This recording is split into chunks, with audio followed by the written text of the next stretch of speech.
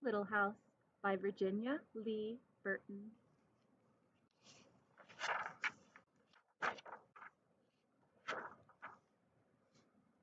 Once upon a time, there was a little house way out in the country. She was a pretty little house, and she was strong and well built. The man who built her so well said, "This little house shall never be sold for gold or silver, and she will live to see our great great grandchildren's great great grandchildren living in her." The little house was very happy. As she sat on the hill and watched the countryside around her, she watched the sun rise in the morning, and she watched the sun set in the evening. Day followed day, each one a little different from the one before, but the little house stayed just the same. In the nights, she watched the moon grow from a thin new moon to a full moon, and then back again to a thin old moon, and then there was no moon, and she watched the stars. Way off in the distance, she could see the lights of the city. The little house was curious about the city and wondered what it would be like to live there. Time passed quickly for the little house as she watched the countryside slowly change with the seasons. In the spring, when the days grew longer and the sun warmer, she waited for the first robin to return from the south. She watched the grass turn green, and she watched the buds on the trees swell and the apple trees burst with blossoms. She watched the children playing in the brook. And in the long summer days, she sat in the sun and she watched the trees cover themselves with leaves, and the white daisies cover the hills, and she watched the gardens grow, and she watched the apples turn red and ripen, and she watched the children swimming in the pool. And in the fall, when the days grew shorter and the nights cooler, she watched the first frost turn the leaves to bright yellow and orange and red, and she watched the harvest gathered and the apples picked, and she watched the children going back to school. In the winter, when the nights were long and the days short and the countryside covered with snow, she watched the children coasting and skating. Year followed year. The apple trees grew old, the new ones were planted, the children grew up and went away to the city, and now at night the lights of the city seemed brighter and closer. One day, the little house was surprised to see a horseless carriage coming down the winding country road. Pretty soon, there were more of them on the road, and fewer carriages pulled by horses. Pretty soon, along came surveyors and surveyed a line in front of the little house. Pretty soon, along came a steam shovel and dug a road through the hill covered with daisies. And then some trucks came, and they dumped big stones on the road, and some trucks with little stones, and then some trucks with tar and sand, and finally a steamroller came, and it rolled it all smooth, and the road was done. Now the little house watched the trucks and the automobiles going back and forth to the city.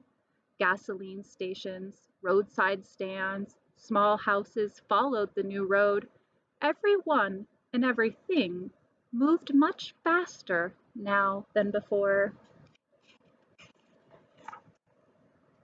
More roads were made, and the countryside was divided into lots, and more houses and bigger houses and apartment houses and tenement houses, schools and stores, garages spread over the land, and they crowded around the little house. No one wanted to live in her and take care of her anymore. She couldn't be sold for gold or silver, so she just stayed there and watched. Now it was not so quiet and peaceful at night. Now the lights of the city were bright and very close, and the street lights shone all night. This must be living in the city, thought the house, and didn't know whether she liked it or not. She missed the fields of daisies and the apple trees dancing in the moonlight. Pretty soon there were trolley cars going back and forth in front of the little house, and they went back and forth all day and part of the night. Everyone seemed to be very busy. Everyone seemed to be in a hurry. Pretty soon there was an elevated train going back and forth above the little house. The air was filled with dust and smoke, and the noise was so loud that it shook the little house. Now she couldn't tell when spring came, or summer, or fall, or winter. It all seemed the same. Pretty soon there was a subway going back and forth underneath the little house. She couldn't see it, but she could feel and hear it. People were moving faster and faster, and no one noticed the little house anymore. They hurried by without a glance.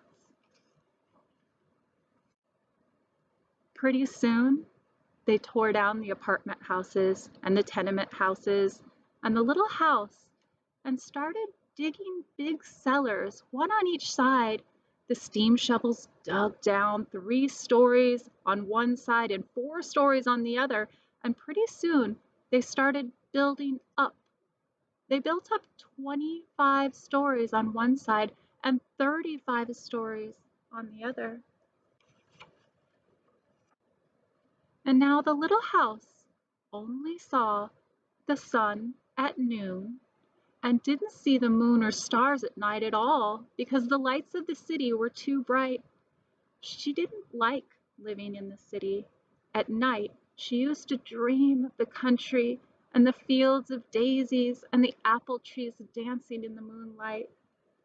The little house was very sad and lonely. Her paint was cracked and dirty, and her windows were broken and her shutters hung crooked. She looked shabby, though she was just as good a house as ever underneath. And then one fine morning in spring, along came the great-great-granddaughter of the man who built the little house so well. She saw the shabby little house, but she didn't hurry by. There was something about the little house that made her stop and look again, and she said to her husband, "That little house looks just like the little house my grandmother lived in when she was a little girl. Only that little house was way out in the country, on a hill covered with daisies and apple trees growing all around." They found out it was the very same house, and so they went to the movers to see if the little house could be moved. The movers looked the little house all over and said, "Sure, this house is as good as ever. She is built so well that we could move her anywhere." So they jacked up the little house and they put her on wheels. Traffic was held up for hours as they slowly moved her out of the city. At first, the little house was frightened, but after she got used to it, she rather liked it. They rolled along the big road, and they rolled along the little roads, until they were all the way out in the country. And when the little house saw the green grass and heard the birds singing, she didn't feel sad any more. They went along and along, but they couldn't seem to find just the right place. They tried the little house here, and then they tried her there, and finally they saw a little hill in the middle of a field and apple trees growing all around. "There," said the great-great-granddaughter, "that's just the place." "Oh, yes, it is," said the little house to herself. A cellar was dug on top of the hill, and slowly they moved the house from the road to the hill. The windows and the shutters were fixed, and once again they painted her a lovely shade of pink, and as the little house settled down on her new foundation, she smiled happily. Once again she could watch the sun, the moon, and the stars, and once again she could watch spring and summer and fall and winter come and go, and once again she was lived in and taken care of.